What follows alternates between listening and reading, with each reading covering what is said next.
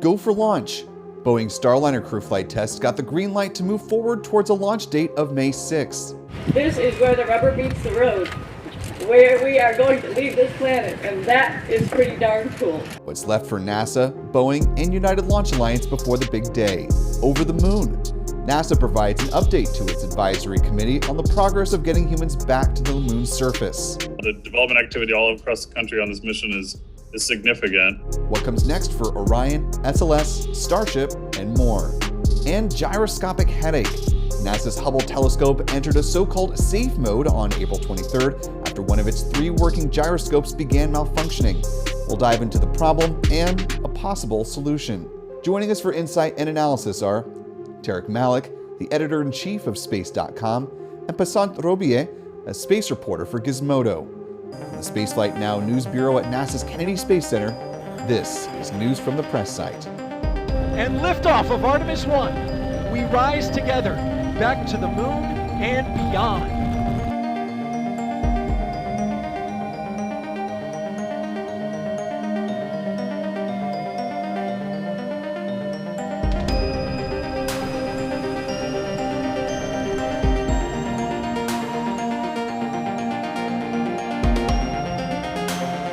Copies. On board the International Space Station. And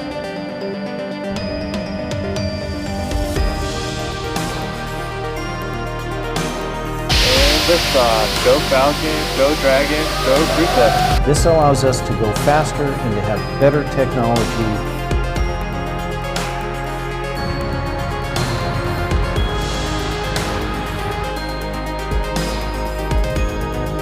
When we start putting humans on that vehicle, the excitement is even going to amp up even more. Thanks for taking the time to answer our questions.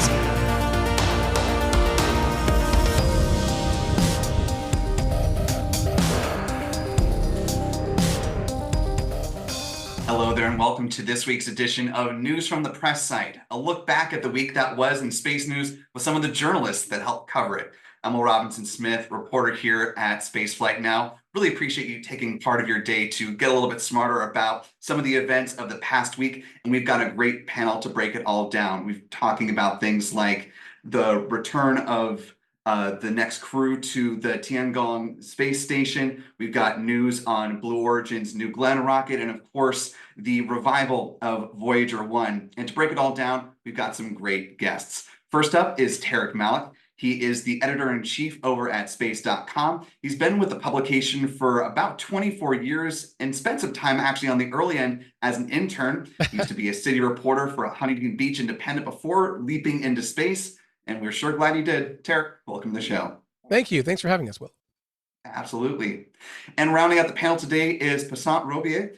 She's the space reporter currently for Gizmodo, but before that, she worked as a science journalist for Inverse, and she's done extensive reporting for multiple publications in Egypt. And fun fact that learned just before we started this recording, she was also an intern for Space.com. And so we've been having a wonderful behind-the-scenes conversation reminiscing about the old times that Tariq and Passant have had. Passant, good to have you on the show.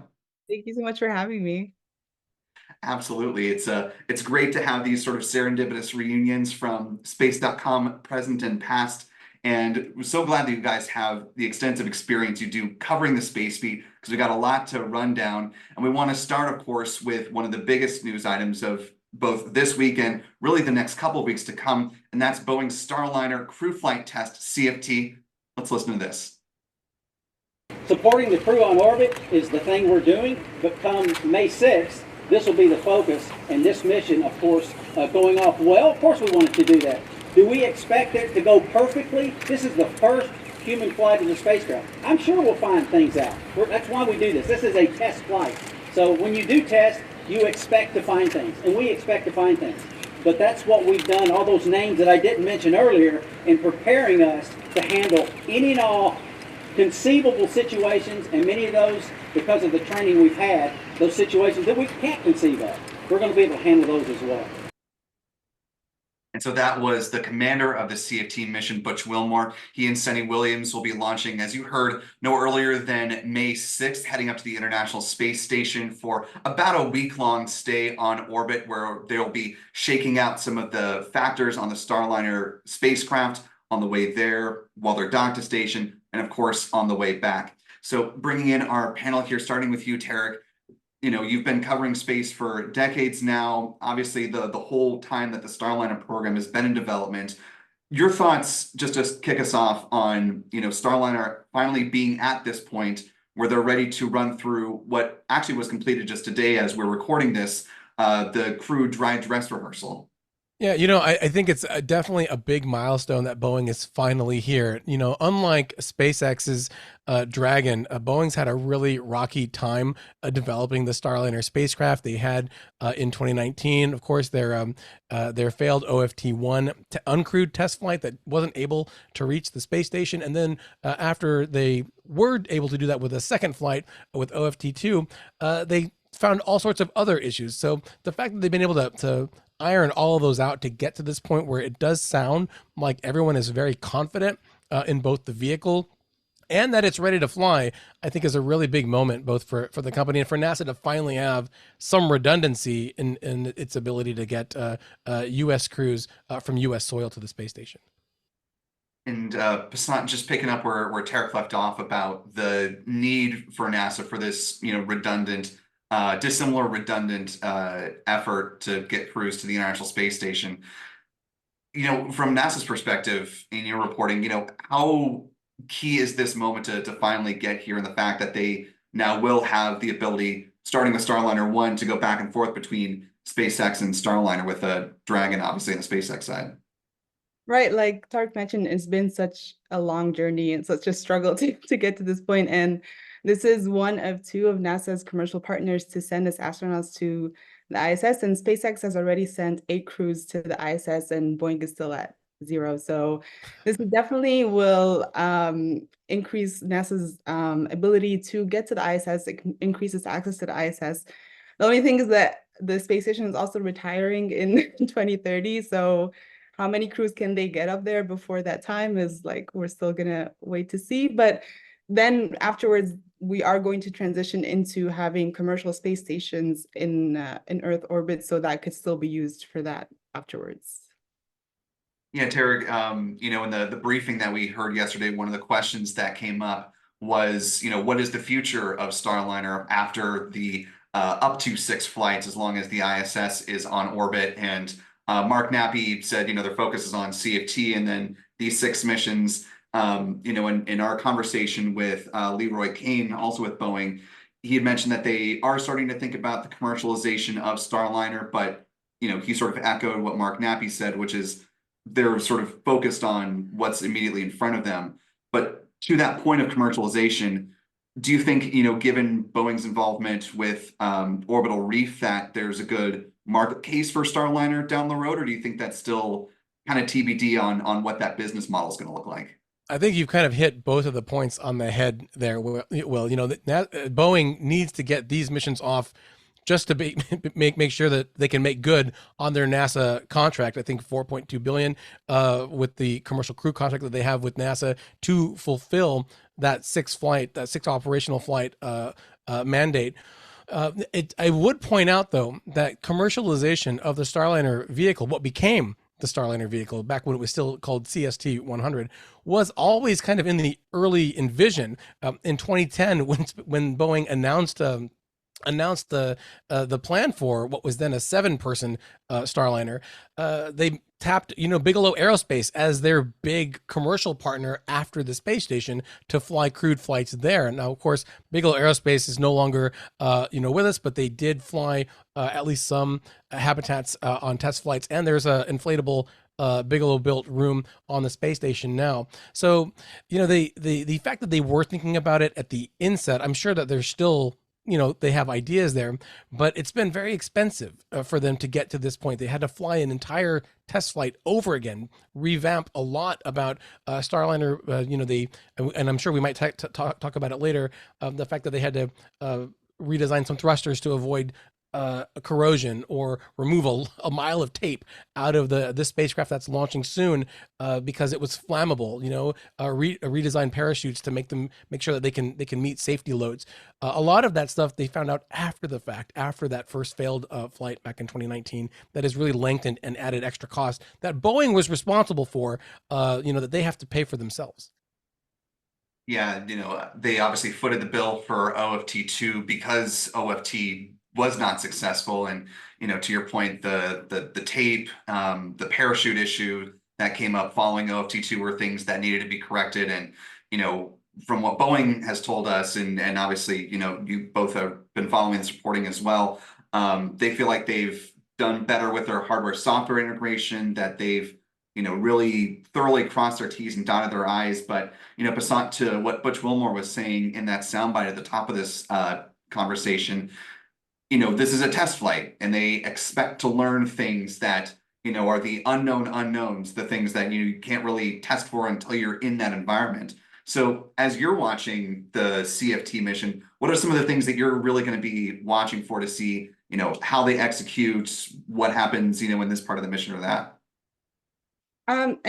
We can remember from when SpaceX launched their first crew to the ISS, there were also a few like minor glitches, but I don't think anything was as major as like the flammable tape and the parachute issue that Boeing had with this flight. So there are definitely some like security concerns that are lingering. I know that they've resolved these issues, but and they said they're go for launch. And again, they're being like extra meticulous with these safety concerns because there are astronauts on board this mission. So I think I'm just gonna be watching for how they manage to execute like and overcome like any glitches that might come up before launch.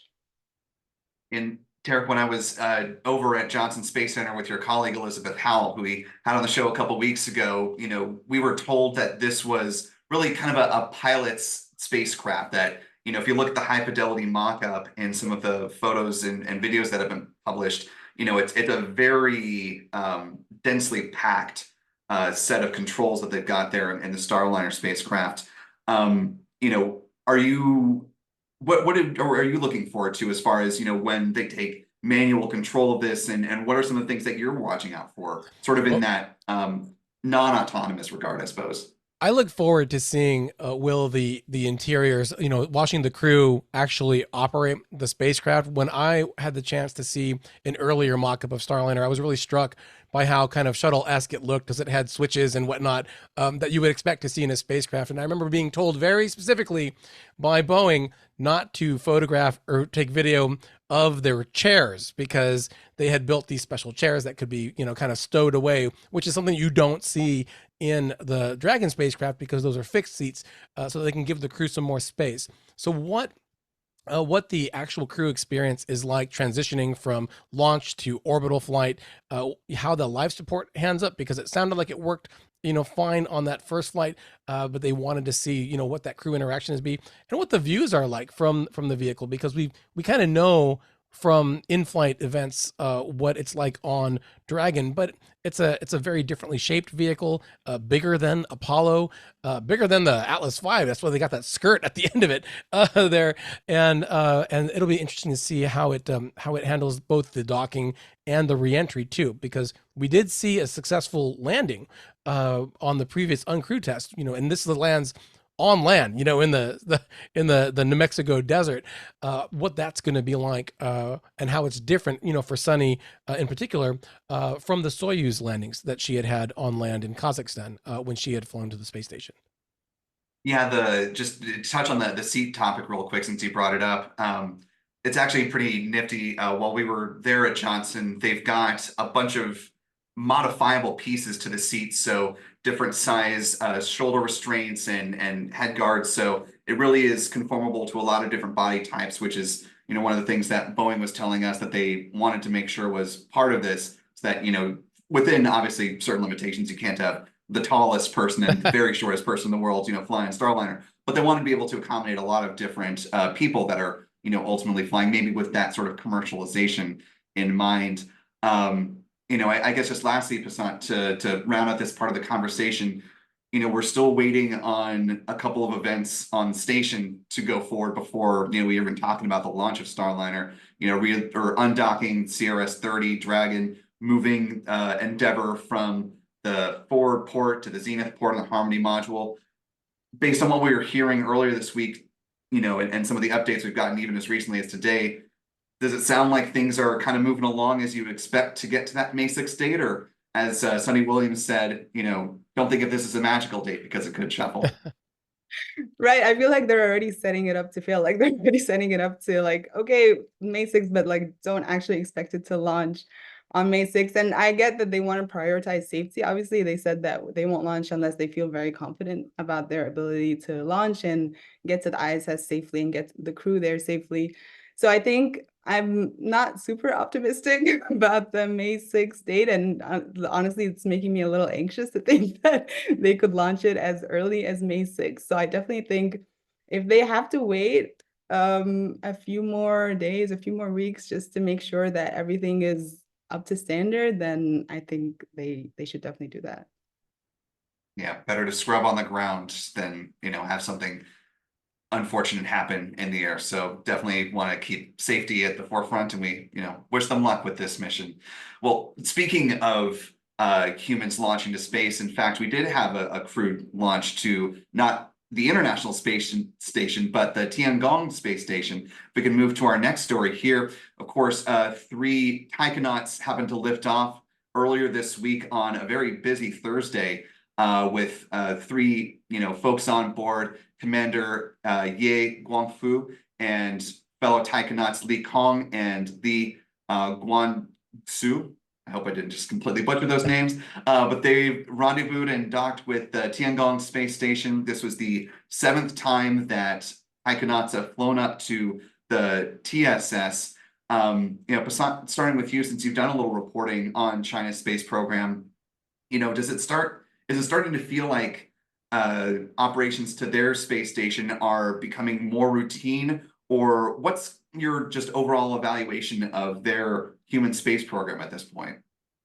It's incredible, honestly, what China has been able to accomplish in such a short amount of time. They definitely like ramped it up. They started building the space station 3 years ago, and to think that now they're sending crews up regularly. They did a spacewalk to repair the solar panels on the outside of the space station. Yeah, it's definitely starting to feel more and more like, oh wow, like China has like a functioning space station in Earth orbit now. The only thing is that at the same time, China is super secretive and not very collaborative with the space program in general and with the space station. Like they have hinted at wanting to launch international astronauts and private astronauts to the space station, but they haven't really added any more detail to that. So there is still some of that secrecy that I think they will need to like get rid of if they want to like really collaborate on the international space scene. Yeah, and Tariq, to that point, I think there were some photos shared just earlier today on social media showing, I believe it was Samantha Cristoforetti and another ESA astronaut training with some taikonauts in a recovery scenario. Mm-hmm. Do you think that we'll start seeing in the very near future, and by that I mean like within the next year or so, non-Chinese taikonauts launching to their space station, or do you think that may have to wait until the sunset of the ISS, just given, the tensions between the US and China and the understanding and agreements that the United States has with its international partners for the ISS?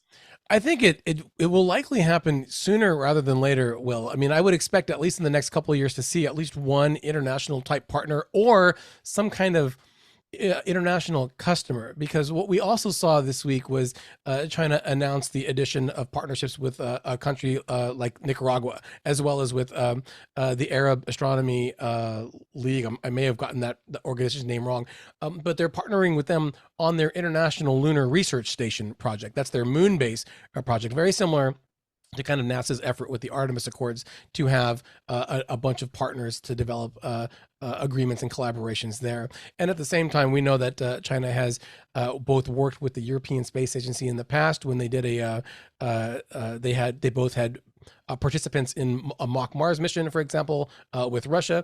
So they have some kind of baseline for some of those things going forward. I don't know if it would be, someone from ESA in particular, but the fact that, they are working together on some of these rehearsals would suggest that there is a pipeline in place for that.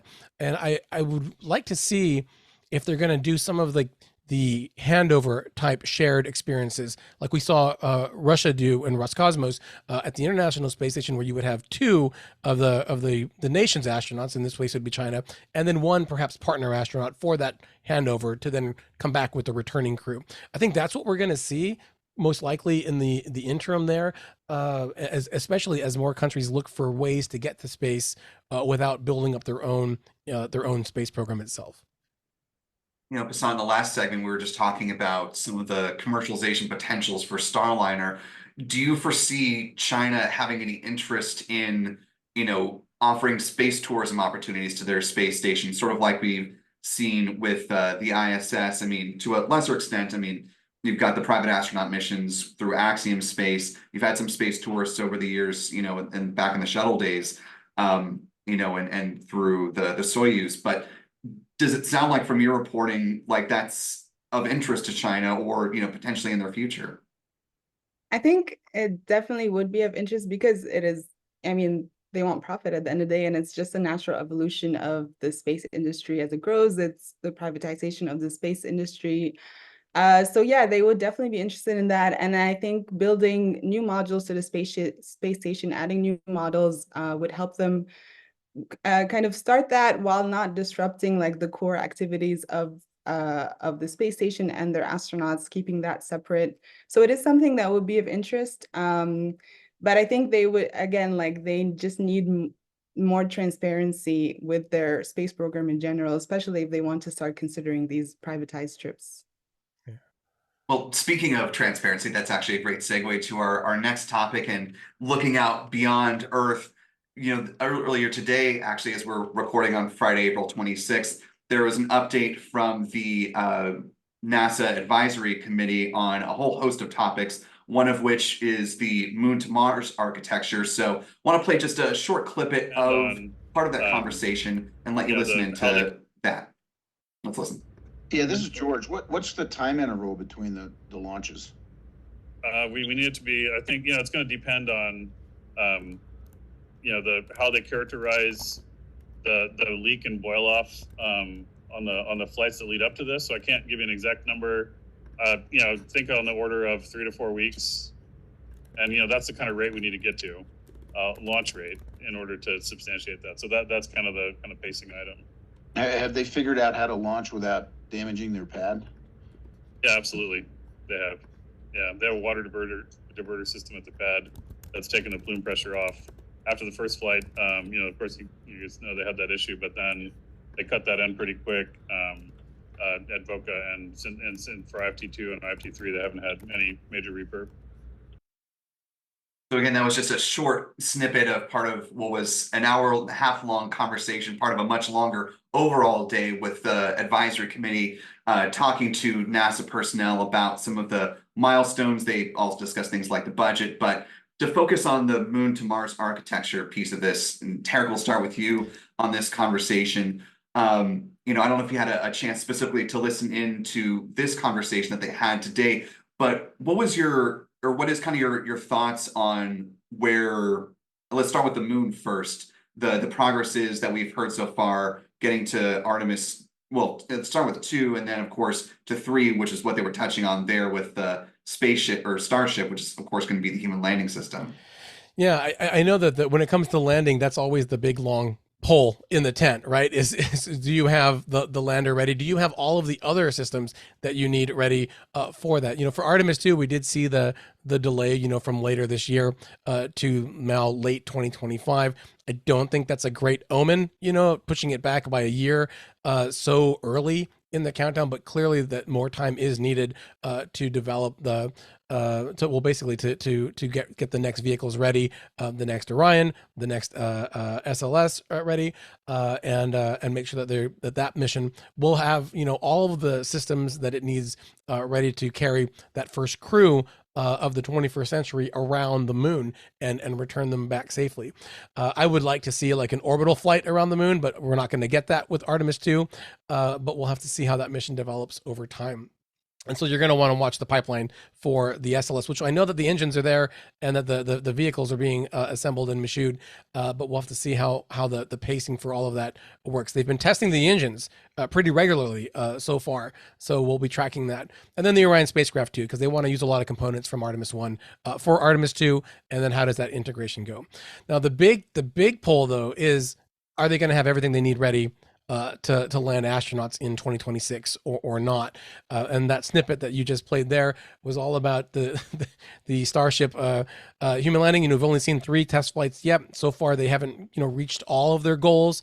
Although the third one clearly reached orbital velocity. They were able to get much closer, but they need to do so much to get Starship to work. I think it's something on the odds of 14 different flights just to refuel the Starship that's going to go to the moon for Artemis 3. And they have to also fly an extra test mission for that landing ahead of that, plus demonstrate the in-space transport refueling as well.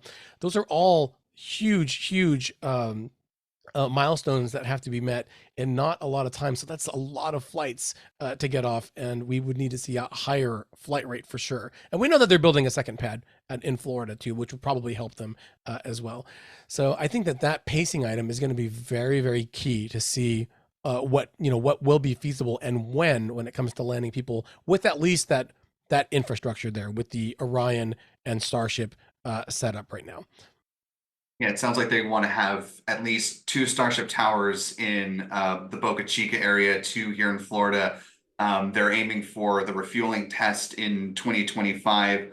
One of the things that they noted today is that an item of test and provability that's going to come through the uncrewed landing on the moon with Starship is that not only are they going to have to prove landing, but prove ascent, which apparently was not originally part of the mission requirements, which I thought was really odd. Passant, just sticking with the Starship line of thinking here, one of the things they also mentioned today was the fact that SpaceX is going to need to launch on the order of between every 2 to 3 to 4 weeks for this refueling campaign when they start doing that test. Do you think between now and 2025 they can ramp up to a cadence that aggressively quick? I'm always so weary of SpaceX timelines. I'm just like, and I remember before the first Starship test flight, it was kind of an ongoing joke, like, oh, is it going to launch next? And then eventually just gave up because it kept pushing it and pushing it.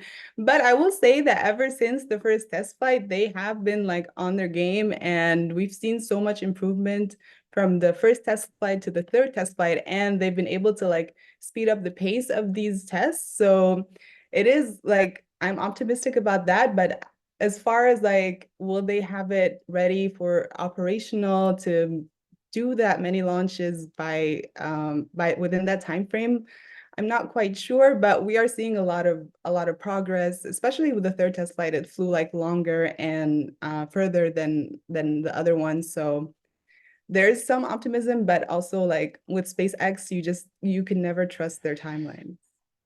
Can I just add really quickly? Well, Please, yeah. is that I have learned over the years, just that if SpaceX says they're going to eventually do something, they will get there eventually. And if you've been out to Boca Chica, you can see that they have not 1 or 2 or 3, but they have so many of these components of these rockets just standing in a giant VAB or just standing by the side of the road that are there.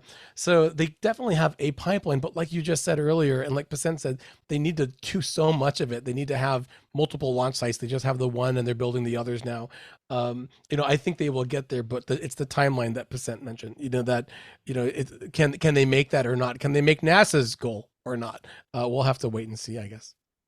Yeah, when you drive up to the press site heading at the Kennedy Space Center, you can see the Hangar X site off the side of the road, and there are, Starship Tower segments that are in preparation, ready. Well, I don't know exactly how far as ready they are to be shipped, but we did see a whole slew of them head down to Texas a couple months ago. So you'd think that the next batch will be heading out that way, probably in the not too distant future. But before we wrap up this, Moon to Mars segment, I'd be remiss if we, didn't talk about some of the other things that are long poles in the tent. Tariq, you mentioned some of the things that are translating from Artemis 1 to 2, and that's not just hardware but knowledge, and the fact that they're still pouring through data. And one of the updates from today was saying that they want to have a more thorough understanding of the fundamental physics of what caused the damage to the Orion heat shield, and not just coming up with a flight rationale.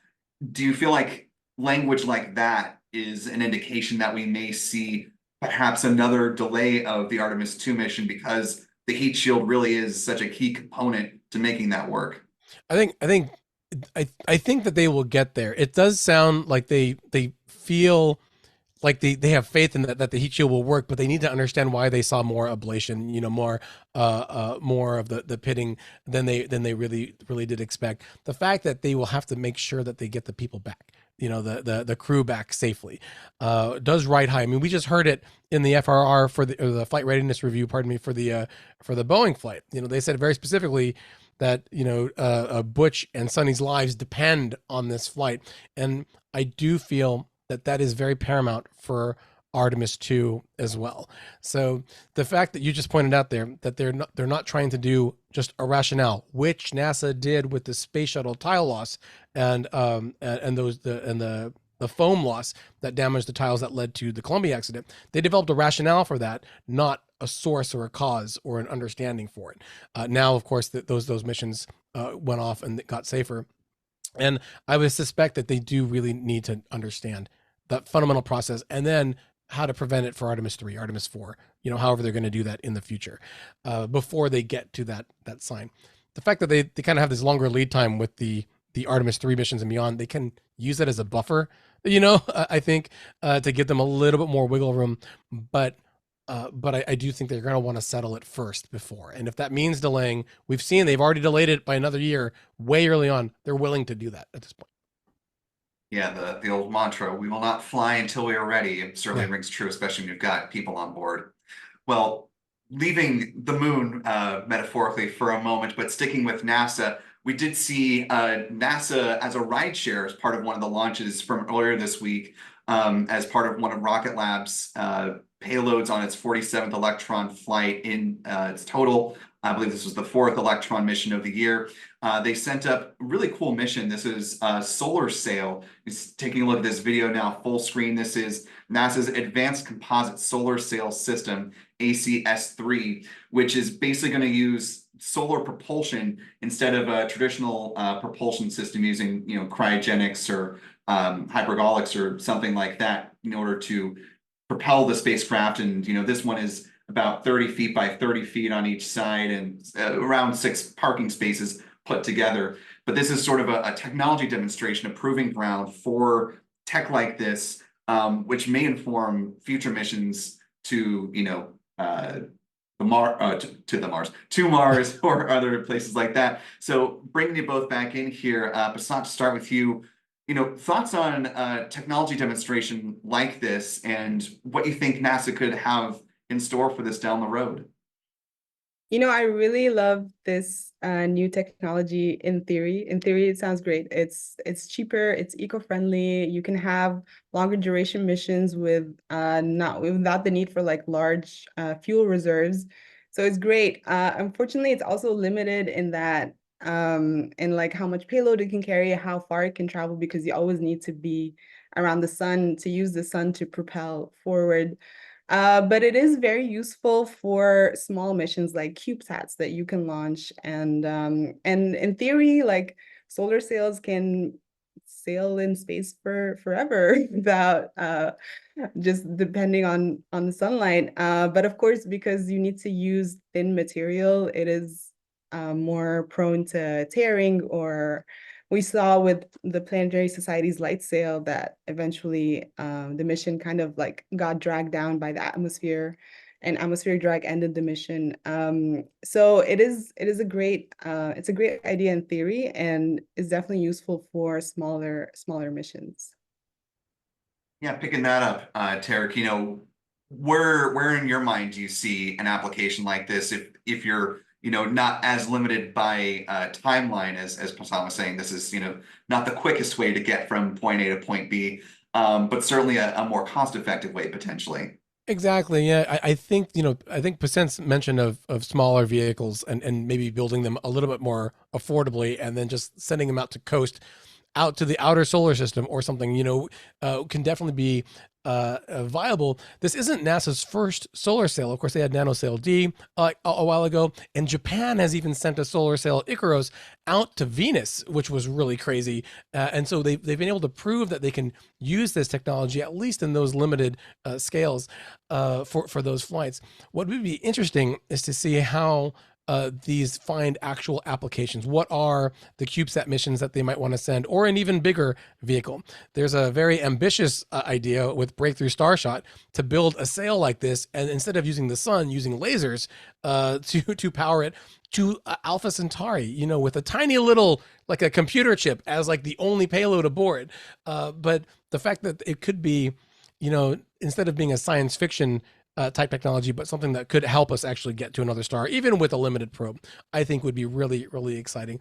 And one thing about this this solar sail that I did notice is that NASA is fully embracing the fact that it's really, really huge. It's going to be 600 miles above the Earth in orbit when it's unfurled, and apparently we'll be able to see it with our unaided eye from the ground once it's fully deployed. But making sure that deploy technology, that deployment goes smoothly, I think is the key step, because these are huge things, but they're very, very fragile once they start deploying. Yeah, the fact that it's, in the right lighting conditions, as bright as the brightest star is really exciting. Hopefully we'll be able to see a flyby from here in the United States at some point once it's unfurled and fully in action. Well, as I mentioned, this was one of the missions that launched aboard Rocket Lab Electron, but it wasn't the only launch that we had this week. So let's go ahead and pause our conversation, give you a quick rundown of the orbital launches of the week, starting right here with a mission from China. This was a Long March 2D mission, the Yaogan 42. It was a reconnaissance satellite that launched back on April 20th. Moving right along, we had SpaceX, unsurprisingly, dominating the launch calendar in 2024. This was the Starlink 6-53 mission, and we'll come back to this one because it has importance. This was a 23 Starlink payload heading up to low Earth orbit, adding to the more than 5,000 that are on orbit currently. And actually, we can back up a little bit. I think we skipped through a little too quickly. Rocket Lab, of course, the mission that we just talked about.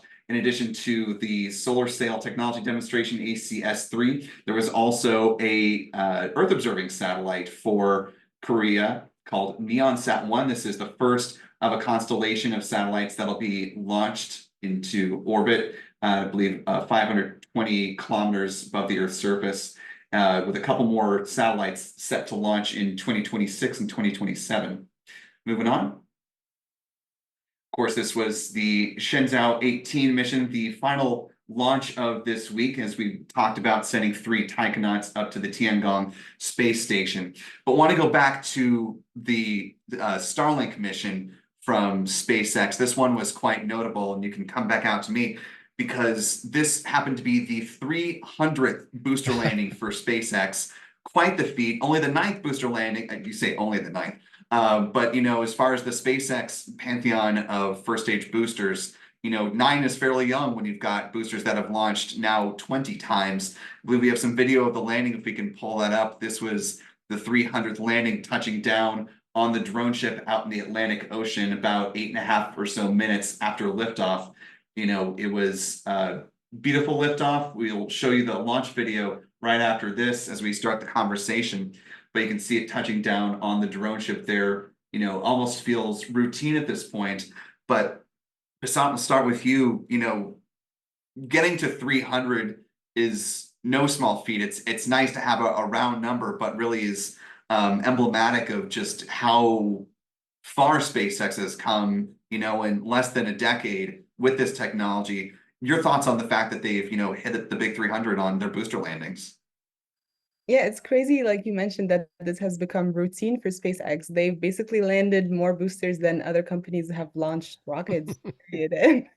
That's an insane milestone. And honestly, it's just like no other company right now is even close to how much SpaceX has done. And like I hate to love them and I love to hate them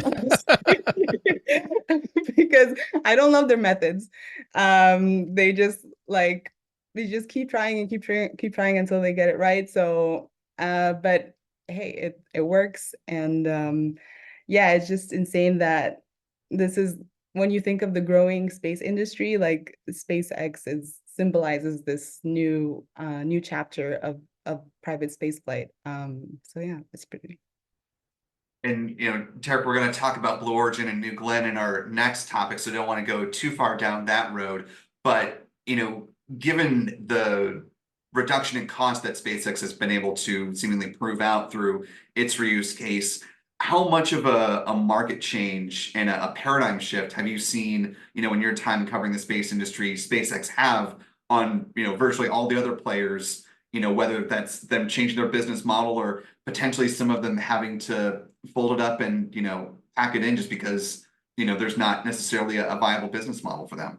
I think you've seen almost like an abrupt sea change, not at the outset, because a lot of other competitors to SpaceX thought that this whole idea of landing the rockets and reusing them was a bit outlandish, right? Because they were going to, cut the expenses by reflying these boosters twice. I think at one point Elon was like, Elon Musk was like, oh, we'll fly them up to 10 times, maybe we can get to 100 as a stretch goal. And I think we all laughed at that. And now they've flown one at least 20 times here with their 300th landing of Falcon 9 overall. You mentioned Blue Origin. That's supposed to be like a reusable big first stage as well. The Vulcan rocket has plans, at least at United Launch Alliance, to have some kind of recoverable engine pod, if you will. And Arianespace is exploring reusable vehicles too. And we were talking about China earlier. China is developing rockets that look very, very similar to SpaceX's Falcon 9 rockets, as well as a heavy lift version that looks very similar to the Falcon Heavy and the Starship too. So it's not lost on these other countries as well as these other companies that they need some kind of reusable component to be able to find at least some kind of footing there, but they are so far behind what SpaceX has been able to prove out, largely because they just went for it. I mean, I'm sure that you all remember the supercuts that Elon would announce on Twitter of just the rockets exploding. They didn't shy away from it. They leaned into it and made it like an extra stretch goal to push it through. And then you get to 2015 where they landed that first rocket. So in 9 years, they have landed 300 rockets. 9 years, and meanwhile, there isn't another reuse rocket out there right now. Yeah, and maybe some time before we see, multiple landing out in the Atlantic Ocean. I know, in some of the conversations we've had with folks over at Port Canaveral here in Florida, that they're, very much trying to figure out the space that they have available, negotiating between, rocket boosters and cruise ships. And there's a port study that should be wrapping up sometime in the near future. So we may get some more insight on future federal lands that'll be dedicated more specifically to boosters coming back in for refurbishment, because, Port Canaveral's lovely and great, but, they're capped at physical space, and, they're building new port terminals or cruise terminals for other ships coming in. So lots to consider as all this reuse goes about on a whole, series of fronts. Yeah, go ahead. And we should just point out one more that the first other company is set to refly a rocket, not just, like Virgin Galactic and Blue Origin, who have flown their suborbital vehicles like multiple times. We're talking about the orbital flights. Rocket Lab has announced that they're going to refly the first stage of their Electron for the first time. So, pretty soon we might see that dual landing if they line up on the same day.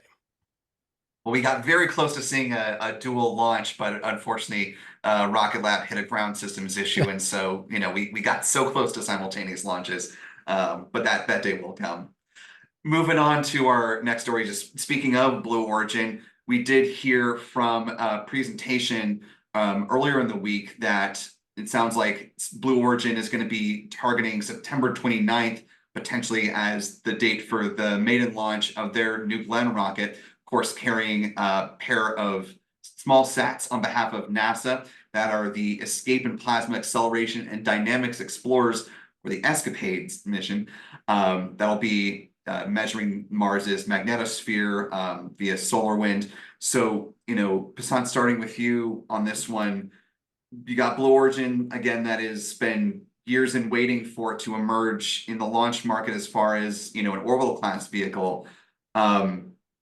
From what we're hearing, or, the limited things that we're hearing about the development of New Glenn, does it seem like they're on track to be able to meet a September launch date, given some of the early testing we've seen out at the pad? If you had asked me last year, I would have said no. But in late last year, Blue Origin finally woke up and they're like, oh wow, we have to we have to launch New Glenn. And it has a lot to do with them getting a new chief executive, Dave Limp, and he's really pushed it into high gear. And it feels like they're finally on track to actually launch New Glenn after all the delays, after suffering so many technical glitches over the years. It feels like New Glenn is finally ready to launch this year, and because they've really stepped it up over since late 2023. And Tariq, do you concur that the sleeping giant has awoken and they're ready to step into the fray in September? I think it's kind of two different things, Will. First, like Passant says, there is this new CEO. There is a new visible need to show progress, and what Blue Origin was always historically good at was making progress in the background and being really, really quiet about it. However, we had a really visible success that was kind of Blue Origin adjacent in January when the United Launch Alliance launched their first Vulcan rocket, which is powered by the BE-4 Blue Origin engines, and they will use 7 of those reusable engines to launch New Glenn. And having that mission launch as flawlessly as it did on its test flight really showed publicly that Blue Origin's engines, which have been a kind of a very key component for both that vehicle and New Glenn, they appear ready to do their job. So I think that kind of gave a shot in the arm to Blue Origin to really start to be a little bit more visible. We saw actual photos of the vehicle, at least test articles of the vehicle on the pad for the first time, which was exciting to see this huge rocket, a 7-meter fairing, the biggest out there right now, get out there. And they've got a big job ahead of them, as Passant said. Not only are they going to launch Escapade, but Amazon, the other company founded by Jeff Bezos, founder of Blue Origin, has tapped them for 15 different launches for its own Kuiper's satellite constellation, and maybe even for 15 more if they want to renew later on. So they've got a big road ahead in terms of customer deliveries, and they have to start getting off the ground, hopefully this year, to get that started. Yeah, it sounds like there's going to be more visual testing that'll come in the months ahead, and so I think we've certainly not seen visually the last of New Glenn outside of there, but just to your point, Tariq, of the viability and the proof in the pudding of those BE-4 engines. We saw their performance. We've heard from ULA CEO Tori Bruno about how well they performed from his perspective and the data that they poured through. And then just, I think it was last week or earlier this week, he shared some photos of the second BE-4 engine being attached to the Centaur, or the Vulcan lower stage on the Vulcan Centaur rocket over in Decatur, Alabama. So it sounds like things are chugging along, and so we'll hopefully get some more news directly from Blue Origin on the timeline for that first mission. And we wish them well, and hopefully we'll be able to be brought along for the ride on that one. Moving along to one of our penultimate stories, speaking of things coming out of the silent mode, we did hear the resurgence of Voyager 1 from it having some issues, as it is now more than 15 billion miles away from Earth, 24 billion kilometers, that it was suffering some communications issues, and they were finally able to reestablish a connection with it. They're working on getting back good science data again. This is really the little engine that could, Tariq. Your thoughts on the resurgence of this, by, the standard of other spacecraft, a somewhat ancient spacecraft that's still, out there plugging away. I don't know if I would call Voyager 1 ancient because we are the same age, Will. so by science instrument standards, not human standards. But you are right. I mean, this is a spacecraft that was launched in 1977, which means that it was built several years earlier, and that technology is of a time, right? And now it is 15 billion miles away. The fact that it's still alive is amazing out there, and it's the farthest human-built thing ever, that is out there in the void of space. And it's been a really rough 5 months for the Voyager 1 team, because back in November when it's not like it just went silent and then we could all make our peace with it and say farewell, and thanks for all the fish. It was just sending all this gobbledygook back. It wasn't making any sense at all. And it was just heartbreaking for the team. And I was out there at JPL in October before this all started, and they were like, we've got really good big plans for Voyager 1. And then they were hit with that right at the end of the year. And it takes 2 days, 48 hours or more for a round trip conversation between the spacecraft and NASA because of that 15 billion mile distance that just keeps getting longer over time. So it was really a painstakingly slow process to understand what had happened to pin down this glitch, and the fact that they've now been able to get an actual understandable signal about its health and status, I think is just a testament to first how they built them back in 1977, and also what these scientists and engineers on Earth are able to figure out from the meager bits of data and scrap that they've had over the last 5 months to work with. Well, and to that point, Passant, the fact that, this has been, in operation for as long as it has been, there's nothing in the decadal that's going to go out to interstellar space as far as my memory serves, in the next little bit. But does the continuing viability of Voyager 1, give you hope that maybe we'll see another mission like this that will go out to interstellar space, and then we may be able to explore with a little bit more robust and dynamic and modern technology?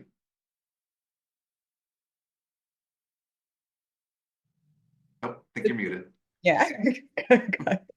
The question is, if we launch an interstellar probe now, could it possibly go like twice as fast and twice as far as the Voyager 1 has? And that might be possible with the technology that we have today, because it has been 46 years since Voyager 1 launched, and it's like vintage space hardware. It's running on a much older system. I think our smartphones can process data at a faster rate than Voyager 1 can. So I think the possibility of sending a new interstellar probe today is just amazing about just what we could do with it now. But as far as I know, there aren't really any plans to develop, and maybe that is in part due because Voyager 1 is still operational. So there's the question of should we maybe just put an answer? Off the brakes for a little bit, yeah. Yeah, out with the old, in with the new. But I mean, Voyager 1 is obviously an iconic space mission, and it'll always be an iconic space mission. But perhaps it is time to introduce some new missions in the mix. Well, speaking of iconic space missions and problems that have unfortunately yet to be solved, moving to our final story of the hour, as we have heard some new updates that are slightly less fortunate for the Hubble Space Telescope, that it has encountered an issue with one of its gyroscopes that was giving it some grief back near the end of last year. They were able to work around that, get it back in somewhat working order. But now it has gone back into what NASA describes as safe mode. And essentially, Hubble is going to be operating with just one gyroscope. It does have the ability to, maneuver and collect good science data with that, but not as robust as, when it was operating with 3 different gyroscopes at one point. There were 6 on board. Passant, starting with you on this one. This news just dropped earlier today, just hours before we started recording this podcast. Given that this is the same issue, or we don't know if it's the exact same issue, but the same gyroscope that we saw having issues last year, were you surprised to hear, that it was giving it grief once again?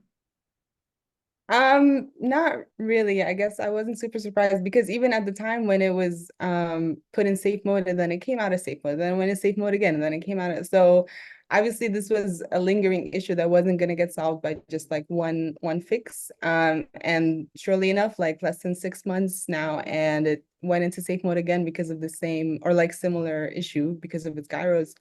So yeah, so then again, like this is Hubble launched in 1990. It's also vintage space, vintage space hardware. So it's not surprising that it is having these issues. And Hubble has had servicing missions sent to it before, and astronauts have worked on Hubble before and actually launched 6 gyros on Hubble, and now it's down to 3, and now they're thinking of having just 1. So it might, I'm not sure how much it would affect Hubble's operations going forwards. I mean, the gyros are used to like adjust its orientation, but with just 1, like if that one then develops an issue later on, then the fate of Hubble, it like largely depends on scientists being able to like figure out its orientation and direct it in the right direction.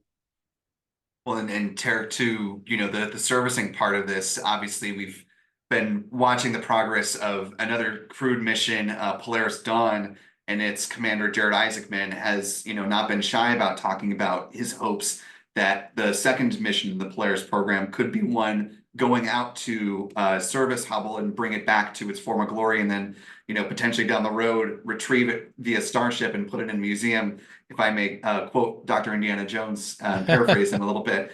But, your thoughts, I suppose, on, the Polaris program, being the knight that rides in, on his steed to save the day with Hubble, and that viability of something like that. I'll tell you, if I was NASA and a billionaire like Jared Isaacman came up to me and said, "Hey, I'm thinking about, footing the bill to go grab your school bus sized vintage space telescope. It is an icon of astronomy up there, and give it a tune up," I would say, "Hey, let's talk," right? And because as you and Passant both mentioned, it has been 15 years since astronauts last touched the Hubble Space Telescope to give it a fresh new set of gyroscopes that it has needed, and it was designed to be serviced every few years and have those things tuned up or replaced or swapped out as needed to keep going. So it is 34 years old now. Stuff does wear out, and if you don't have a vehicle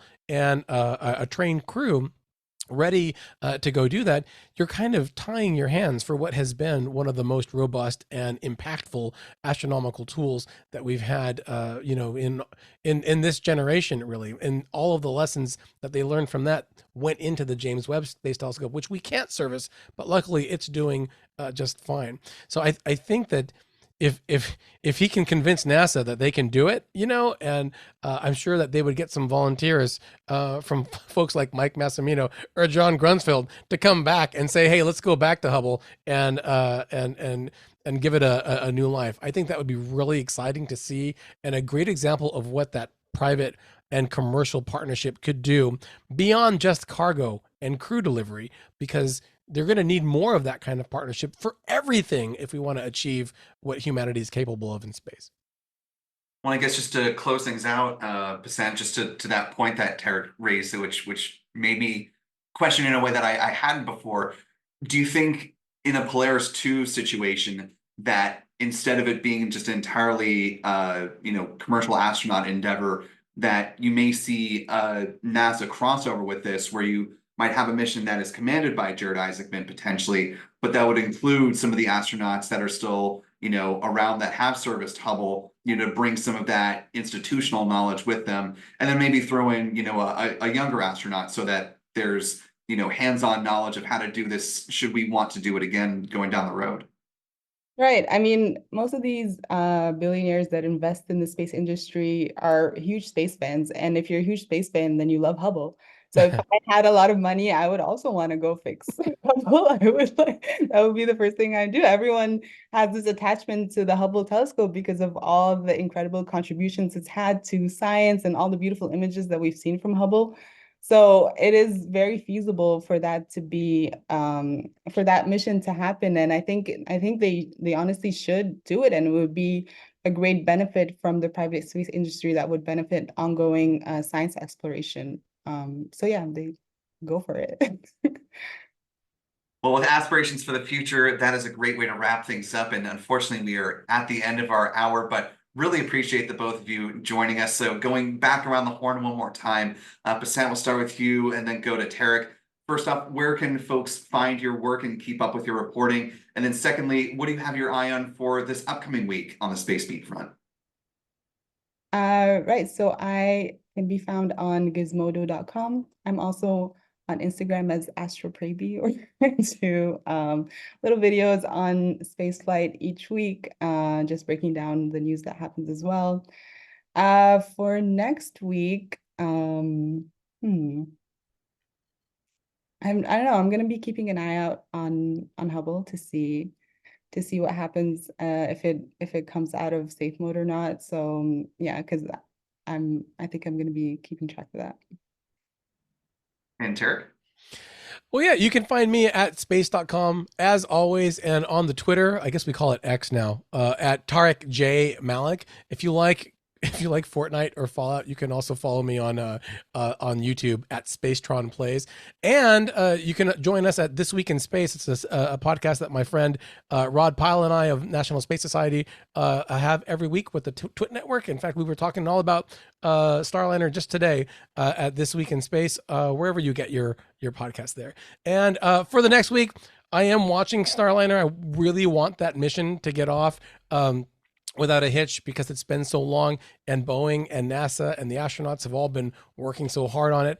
And of course, Star Wars Day is coming up on May the 4th. And so we will cap that week with some fun Star Wars shenanigans.